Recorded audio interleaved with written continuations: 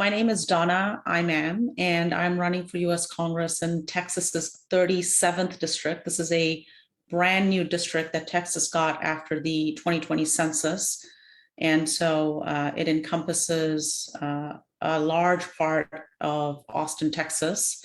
My background is that I'm an electrical and computer engineer, and I have a 18-year or more, long career in the Austin tech industry, specifically working for some of the most iconic companies here in Austin: Motorola, Freescale, Dell, just to name a few. So that's kind of my background. Why did you decide to jump into the race this year? So, I ran for U.S. Congress in 2020 in North Austin, and we won the Democratic nomination in 2020 with the highest voter turnout in the history of the district. And in Williamson County, we came in #1 in voter turnout in all of Texas among the top 25 most populated counties. And my reason for running in 2020 is the same as my reason for running in 2022, which is we see major structural challenges in our country with respect to the cost of living in Austin, Texas, the cost of healthcare and the cost of education. And I ran a nonprofit as a volunteer, a 4,000 member nonprofit that provides free training and education for anybody who wants it. And through that process, I realized we need to do more.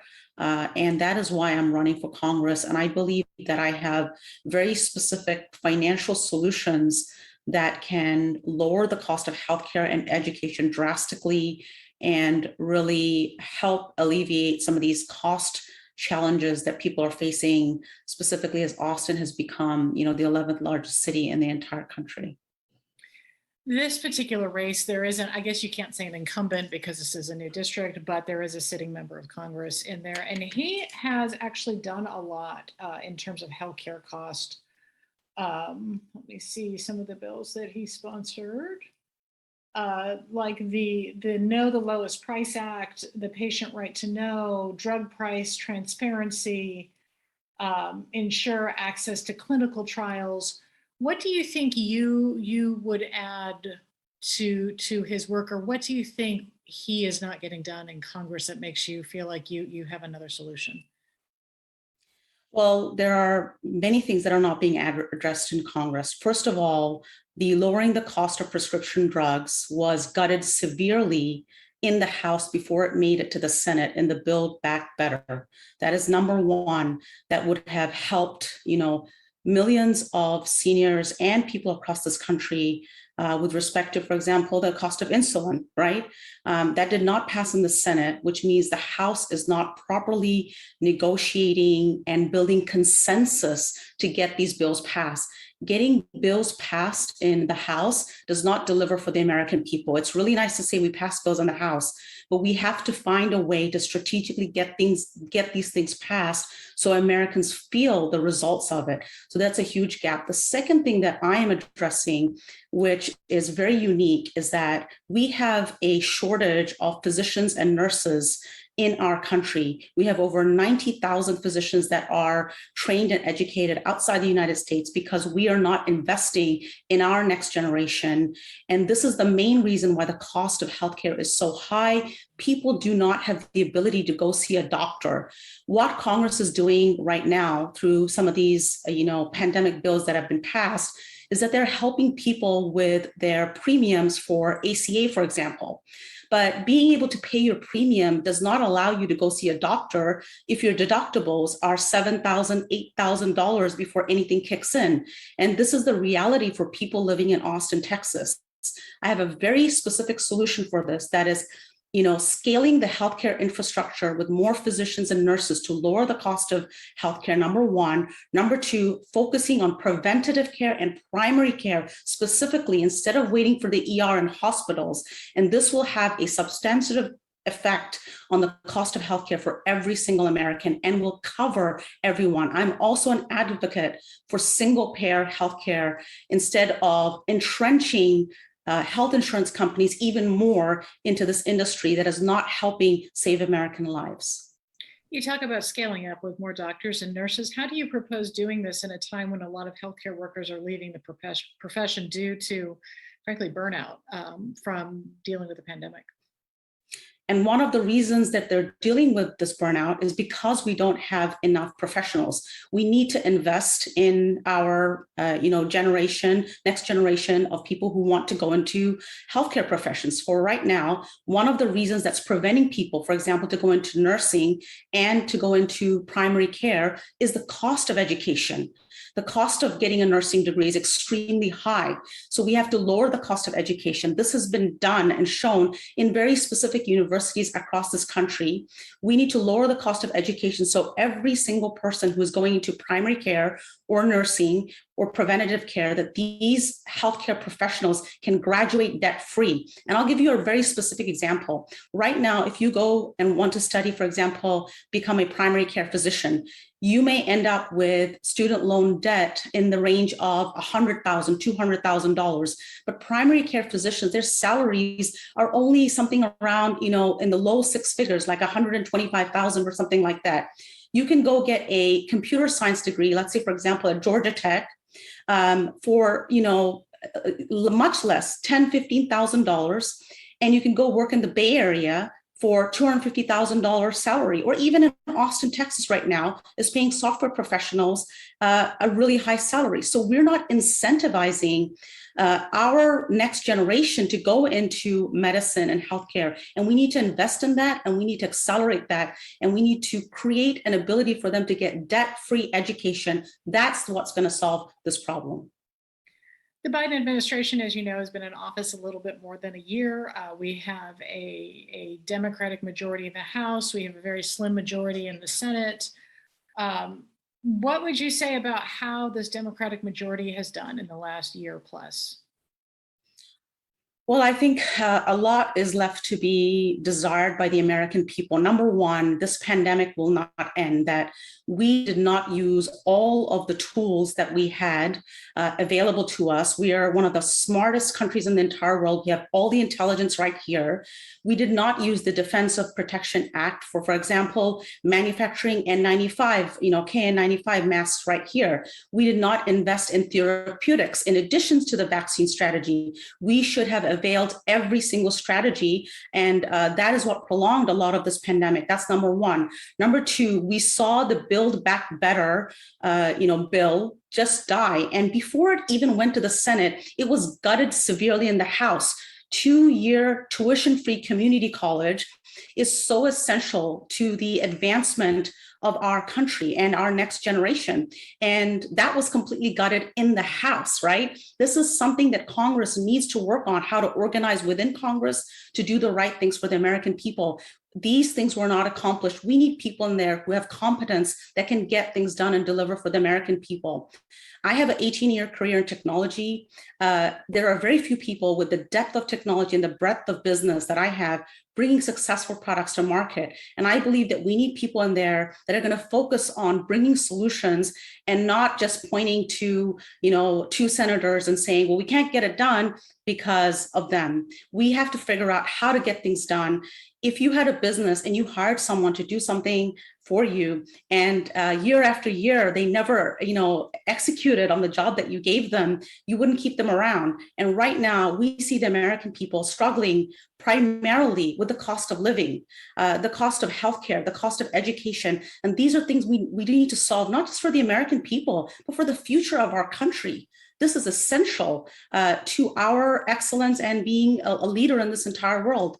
Other countries are investing in their next generation. We absolutely cannot, fail to do so. We have to invest. So that's what I believe that I will bring to Congress in terms of my competence and my ability to get things done.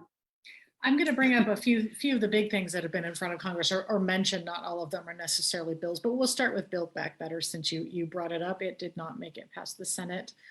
What's your stance on it? How do you feel about it? I think there are several aspects in the Build Back Better that I am an extreme proponent of. Number one, we in the United States are paying 10 times in some cases for the exact same prescription drug as anywhere else in the world. We are subsidizing the entire world's cost of pharmaceuticals. That has to stop. We must be able to negotiate the price of our pharmaceuticals. This was a big part of Build Back Better, and it absolutely needs to be done, and I'm a huge proponent of it. That's number one. And the American people need to know that the majority of the research and development of the most important pharmaceuticals in our country was originally done in universities with public money. The wealth that we built as American workers in this country, that's what was used to develop some of these drugs. So we absolutely need to be able to negotiate the price of these drugs. That's number one. Number two, my favorite part of Build Back Better is tuition-free 2-year community college. And here's the reason why. Even if you don't go to college, 4-year degree, if you want to bring back, for example, high-tech manufacturing to the United States, which many of those jobs are coming back, you need people with skills in technology. And some of those skills, and majority of those skills, are not being taught in high schools. People need to be able to go to community college. Even if they don't complete their entire 2-year degree, you can get a 6-month degree where you take 6 classes, and all of a sudden now you can participate and get a high wage job in high skill manufacturing. That is why tuition-free community college is so important, and I'm a huge proponent of that in Build Back Better. And then the third one, which I'm a huge proponent of, is the child tax credit. We found with specific research that the child tax credit that was applied for the last 6 months in 2021, helped, reduce hunger levels among children in our country. Yet we decided not to continue that, and that was completely cut off. Starting January, those families are not getting that, and that's a huge support to families with children trying to put food on their tables. It makes a huge difference specifically to the bottom 50% of our country. So there are certain things in the Build Back Better that I'm a huge proponent of, and that absolutely should have flown through Congress and should have been a strategic part of getting things done, in my opinion. How do you feel about the John Lewis Voting Rights Act? I think we should be a proponent of it. The problem is this. We had the 1965 Voting Rights Act fully gutted by the Supreme Court several years ago, and the biggest part of this outcome was the fact that we had the ability to partisan gerrymandering. Partisan gerrymandering was deemed to be okay, and we saw what that has done to Texas. We know Texas, in the last 10 years, 95% of the growth in population of Texas was of Hispanic Americans, was of Black Americans and Asian Americans. Yet, if you look at the representation of Texas, both at the Texas State House level and at the US congressional level, it does not reflect that growth and the diversity of Texas. So I'm a huge proponent of the John Lewis Voting Act. However, here are some of the things that need to be universal across our country, not just in Texas. Number one, we need to give people time to be able to go out and vote. If you're working retail jobs, you might get a 20-minute or 30-minute lunch break. You do not have 5 hours to stand in line to vote. We must distribute polling locations and voting machines that actually reflect population density. And when I ran in 2020, we saw in certain parts of the district where there were only 2 voting machines available for a city with 65,000 people in it. And that just doesn't make sense. We have to focus on that. Those are also very important in order to be able to allow people to be able to vote. The Women's Health Care Act. What is your stance on that? Reproductive rights. It's very simple. I believe that a woman's health care is between that individual and their doctor, and that privacy must be completely intact, meaning all decisions that get made about healthcare, including reproductive healthcare, are between that individual and their physician only. That's my stance on it. This has been talked about a lot, not brought forth in terms of a bill, but forgiving student loan debt. What are your thoughts on that? Well, I think it's ridiculous to load up teenagers with mortgage-sized loans just so they can get a basic education. Here is the truth. technology should be driving down the cost of education to nothing. This has been done by many universities across our country. And I'll give you an example. My own alma mater, Purdue University in West Lafayette, Indiana, has been able to lower the cost of education and keep the cost of tuition down year over year over year. The ridiculousness of putting these codes in, for example, textbooks, where the information inside that textbook is identical, and then the student has to go spend $200, $300 just for that code. We're basically price gouging our students and putting them in a position where they cannot be successful. So I am a huge proponent of eliminating student loan debt. And there's a reason for that, because the way student loans were set up as a scam to scam the American next generation of students. And here's the reason why. Think about it this way. The cost of education has gone up 3,000% over the last several decades. The tuition for students have gone up significantly. However, if you look at salaries, what professors are getting, their salaries have not gone up. They're not making millions of dollars. We're not bulldozing campuses like University of Texas at Austin down to nothing and rebuilding them. So where is this money going? We should be asking that question. And number two, we should be investing in lowering the cost of education down to almost nothing to nothing, so that students can go to get whatever they want: 2-year education, 4-year graduate school, certifications, trades, whatever you call it, coursework. These should all be debt-free. I believe we can absolutely do it. It's being done. It's being illustrated how it can be done, and we need to implement that across this country. All right. Anything else that you want to touch on that's important to your campaign? What would you say to voters today?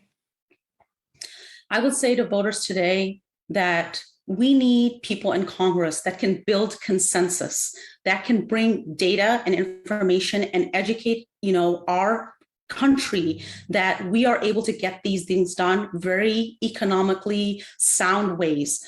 I like to say that I am bringing the financial case for what we Democrats believe is the morally right thing to do. We are overpaying for healthcare and education significantly while leaving out millions of Americans, including our next generation. This is a huge problem for our country. We must course correct and put people in Congress that have the depth of expertise to solve these problems. I have a long career of solving very complicated problems for the technology industry, and also serving as a volunteer, bringing free training and education to thousands of people. And I believe that these skills can be utilized in Congress for our Congress to be more effective and deliver for the American people.